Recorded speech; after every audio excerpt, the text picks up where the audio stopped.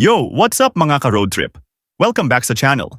Ngayon, pag-uusapan natin ang isa sa mga pinakaastig na gadget na pwede mong ikabit sa sasakyan mo, ang OBD-P6 Digital Gauge.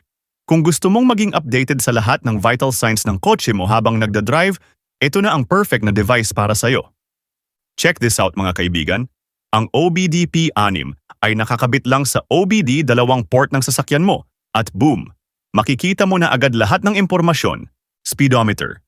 Dito, kita agad ang takbo mo in real time. RPM gauge.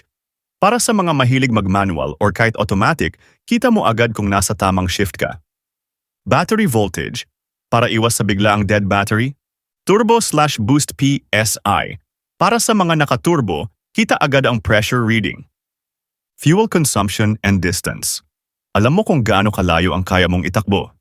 Engine temp, very important para iwas overheat. Plus, may clock display din, kaya hindi ka na maliligaw sa oras kahit nasa biyahe ka. Ang maganda dito, hindi lang siya para magpaastig ng dashboard. Malaking tulong din siya para sa safety at maintenance ng sasakyan mo. Kasi, kung may abnormal reading, makikita mo agad bago pa lumala ang problema.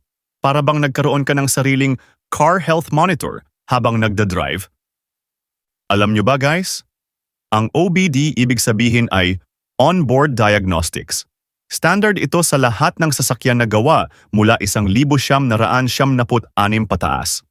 Kaya kung meron kang sedan, SUV o kahit pickup, halos siguradong compatible ang OBD-P6 sa ride mo. Kung gusto mong maging updated sa performance ng kotse mo habang nasa daan, highly recommended ko ang OBD-P6 Digital Gauge. Simple ikabit, astig tingnan, at sobrang useful. Kung nagustuhan mo ang video na to, don't forget to like, share, and subscribe para sa mas marami pang car tips and reviews. Kita-kits sa next vlog. So guys, maulan ngayon dito. Walang pasok ang mga bata. Time check ay 3:45.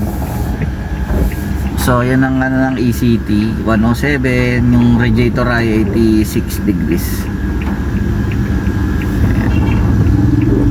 Ganyan din ba guys yung reading nyo sa ECT nyo? DA17B tayo guys ha. Si Boogie ay DA17B. Naka-warm yung makina. Malamig yung panahon guys kasi naulan.